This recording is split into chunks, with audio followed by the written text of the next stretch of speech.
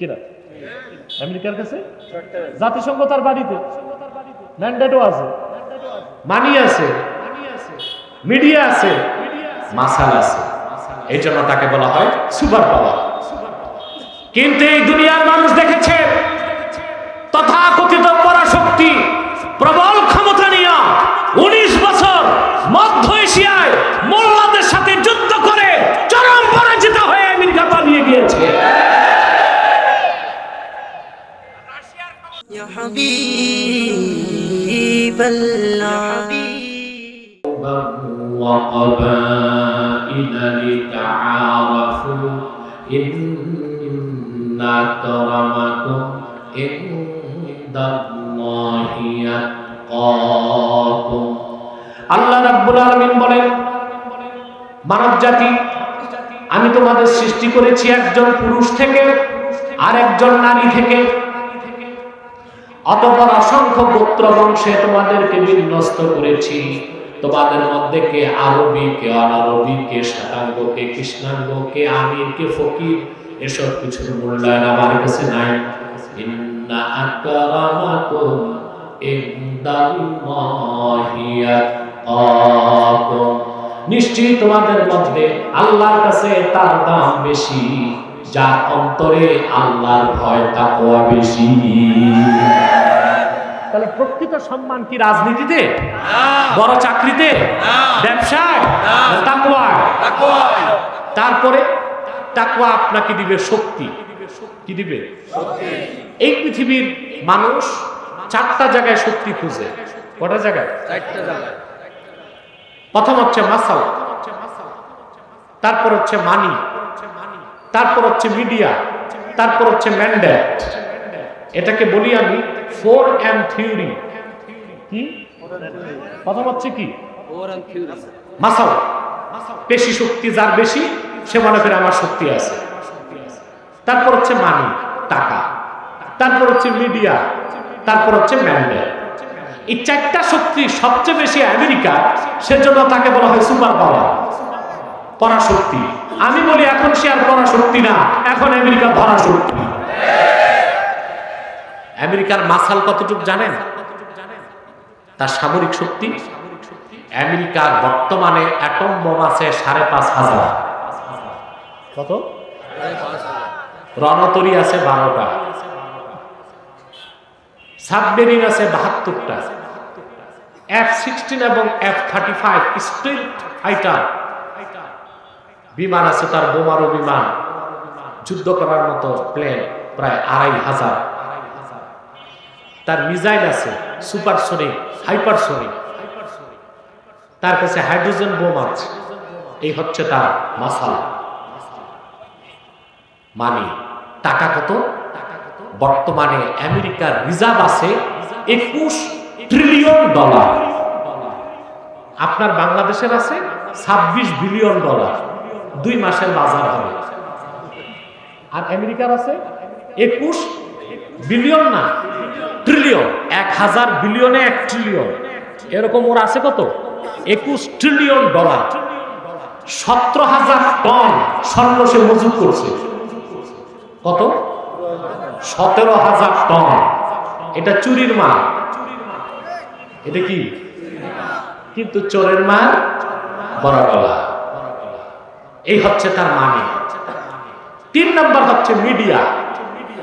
Al Jazeera ছাড়া যত channel আছে, CNA, BBC, Reuters, Deutsche Welle, Sky News, ITAR TASS, এসব আমেরিকার হাতের মুঠোয়। 4 নম্বর হচ্ছে ম্যান্ডেট। ম্যান্ডেট নেবার জন্য সব অবৈধ কাজের লাইসেন্স দেয় যে জাতিসংঘ, ওই জাতিসংঘ আমেরিকার বাজি উঠাবে। 4টাই তার কাছে আছে, ঠিক কিনা? আমেরিকার কাছে জাতিসংঘ তার বাড়িতে, ম্যান্ডেটও আছে, মানি আছে, মিডিয়া আছে, মাসাল আছে। এই জন্য তাকে বলা হয় সুপার পাওয়ার। কিন্তু এই দুনিয়ার মানুষ দেখেছে তথাকথিত পরাশক্তি প্রবল ক্ষমতা নিয়ে 19 বছর মধ্য এশিয়ায় মোল্লাদের সাথে যুদ্ধ করে চরম পরাজিত হয়ে আমেরিকা পালিয়ে গিয়েছে।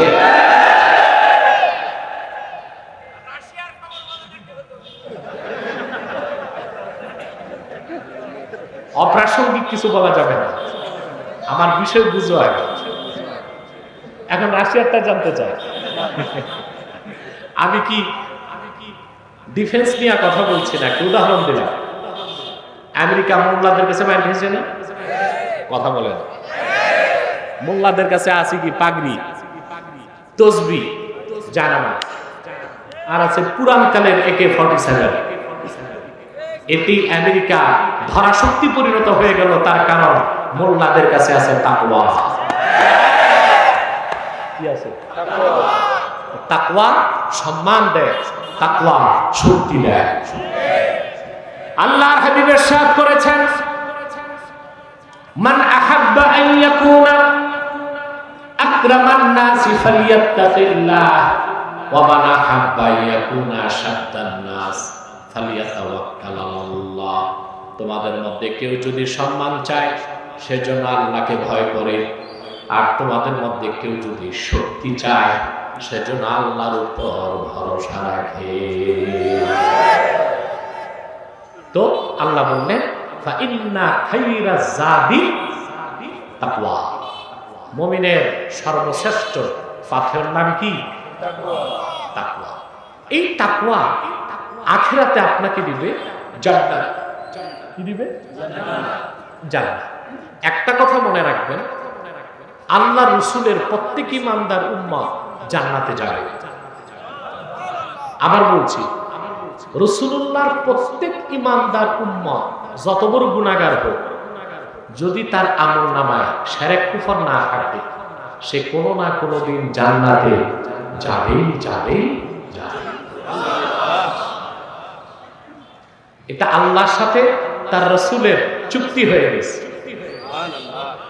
আল্লাহ রাব্বুল আলামিন বলেন, ওয়ালাল আখিরাতু খায়রুল লাকা মিনাল উলা ওয়ালা সাওফা ইউতিকা রাব্বুকা ফাতারদা। মুহাম্মদ সাল্লাল্লাহু আলাইহি ওয়াসাল্লাম আদম থেকে ঈসা 1 লক্ষের উপর নবীকে আল্লাহ তাআলা দুনিয়াতে যে নেয়ামত এবং সম্মান দিয়েছেন, তার চেয়ে অনেক বেশি নেয়ামত ও সম্মান এককভাবে আপনি মুহাম্মদ সাল্লাল্লাহু আলাইহি ওয়াসাল্লামকে দান করেছেন আপনার রব আল্লাহ। তবে জেনে রাখুন, দুনিয়াতে আল্লাহ যতটুকু সম্মান আপনাকে দিয়েছেন, নেয়ামত দিয়েছেন, তার চেয়ে অনেক বেশি আল্লাহ আপনার জন্য রেখেছেন আখিরাতে। ওয়ালা সাওফা ইউতিকা রাব্বুকা ফাতারদা। আপনি মুহাম্মদ সাল্লাল্লাহু আলাইহি ওয়াসাল্লাম যতক্ষণ রাজি না হবেন, আপনার রব আল্লাহ রাব্বুল আলামিন আপনার কথা শুনতেই থাকবেন। আল্লাহর হাবিব ইরশাদ করেছেন, লা আরদা ওয়া ওয়াহিদুম মিন উম্মতি ফিন নার। আমার একজন ইমানদার উম্মত যতক্ষণ জাহান্নামে থাকবে, আমি রাসূল রাজি হব না। আমার সব ইমানদার উম্মতকে আল্লাহ যখন জান্নাত দিয়ে দিবেন, আমি তখন রাজি হয়ে আমার রবকে বলবো, রাদিতু ইয়া রাব, আয় আল্লাহ তাআলা, আমি রাজি হয়ে গেলাম। তোমার সাথে জাহান্নামের কোথাও আমার একজন ইমানদার উম্মত নাই। কিন্তু প্রত্যেক ইমানদার জান্নাতে যাবে কোনো গ্যারান্টি নাই। ফার্স্ট চান্সে যাবে না সেকেন্ড চান্সে, আযাবের আগে যাবে না পরে। কিন্তু আল্লাহর হাবিব নূর নবীজি মুহাম্মদ সাল্লাল্লাহু আলাইহি ওয়াসাল্লামের ইমানদার উম্মত যারা ইমানের সঙ্গে তাকওয়া ধারণ করেছে, 1 সেকেন্ডের জন্য আল্লাহ তাদেরকে জাহান্নাম দিবেন না। বিনা আযাবে কম হিসাবে তাকওয়াবান উম্মতকে আল্লাহ জান্নাত দিয়ে দিবেন। এই তাকওয়া দুনিয়া ও আখিরাতের জন্য শ্রেষ্ঠ সম্পদ।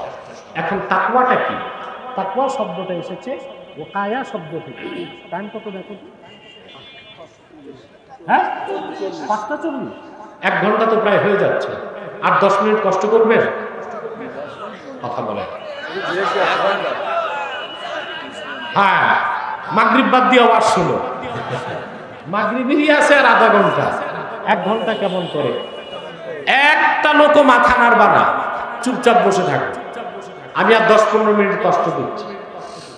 আপনারা বারবার উঠানামা করেন কেন? স্টেজে বসেন না। এটা চেঞ্জ করে দেন। সম্মানিত সুধী, এখন তাকওয়া কি? তাকওয়া হচ্ছে ওয়াকায়া থেকে তাকওয়া, আল্লাহর ভয়তে গুনার কাজ ছেড়ে দেওয়া, তারই নাম তাকওয়া। সুবহানাল্লাহ বলবেন।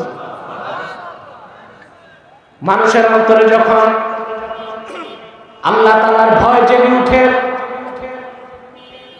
তখন সেই মানুষটার গুনার কাজ করতে পারে না, নামাজ ছাড়ে না, রোজা ছাড়ে না, সুদ খায় না, ঘুষ খায় না, খাদ্যে ভেজাল মিশায় না, ঠিক কিনা বলেন? দুর্নীতি করে না, পরের সম্পদ মেরে খায় না, আল্লাহর ভয়তে সমস্ত খারাপ কাজকে ছেড়ে দেবার নাম হলো তাকওয়া। ইমামে বাগাবী তাফসীর মাআলিমুত তানজিলের মধ্যে লেখেন, হযরত ওমর রাদিয়াল্লাহু তাআলা আনহু তিনি একদিন মক্কা শরীফে হেঁটে যাচ্ছেন, অপর দিক থেকে আসতেছিলেন কোরআন কারীমের বিখ্যাত মুফাসসির কাবুল আহবার।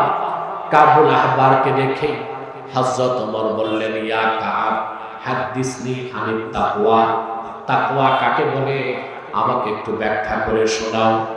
কাবুল আহবার বললেন, হাল আখাস্তা তরিকান যা শাওকিনিয়া খলিফাত রাসূলুল্লাহ সাল্লাল্লাহু আলাইহি ওয়াসাল্লাম।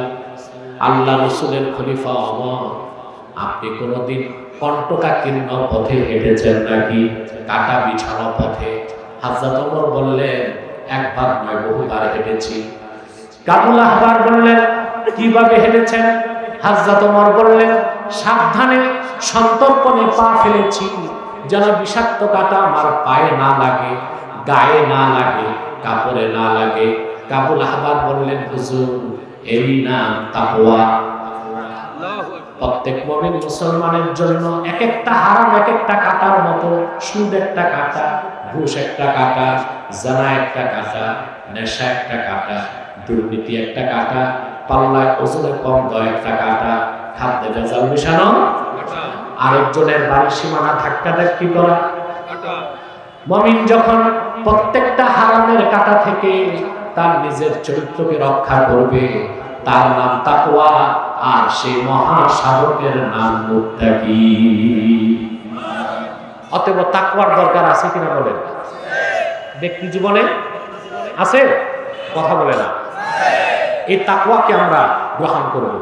তাকওয়া কিভাবে অর্জন করতে হয় সে ট্রেনিং দেবার জন্যই আল্লাহ 1 মাস রমজানের রোজাকে ফরজ করছে। সুবহানাল্লাহ বলো। সে ট্রেনিং এর মাস চলে এসেছে, ঠিক না? এই 1 মাস রমজান কেন আল্লাহ বলে দিয়েছেন। এই লোকগুলো কি মুনাজাত লাগে না?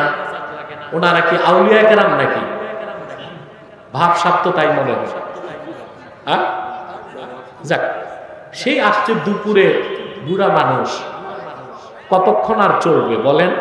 এতক্ষণ যে বসছে একটু বেশি। 10টায়, সকাল 10টায় লোক আসছে।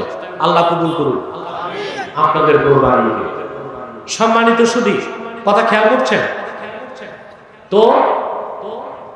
তাকওয়াটা এই যে রমজান মাস 1 মাস রোজা কেন রাখবেন আল্লাহ বলে দিয়েছেন, ইয়া আইয়ুহাল্লাযীনা আমানু কুতিবা আলাইকুমুস সিয়ামু কামা কুতিবা আলাল্লাযীনা মিন ক্বাবলিকুম লাআল্লাকুম তাত্তাকুন। মুমিনগণ, তোমাদের উপর রমজানে রোজাকে ফরজ করা হয়েছে যেভাবে ফরজ করা হয়েছিল তোমাদের পূর্ববর্তী জাতিদের উপর। কেন? লাআল্লাকুম তাত্তাকুন, যেন তোমরা পরহেজগার হতে পারো, নেককার হতে পারো। বলেন সুবহানাল্লাহ। তাহলে ব্যক্তি জীবনে তাকওয়ার কি দরকার তা আমরা ব্যাখ্যা করব। ব্যক্তি জীবনে এই তাকওয়ার প্রয়োজন আছে, সমাজ জীবনে, রাষ্ট্র জীবনে আছে না নাই? আজকে আমি একটা ছোট্ট উদাহরণ দিচ্ছি।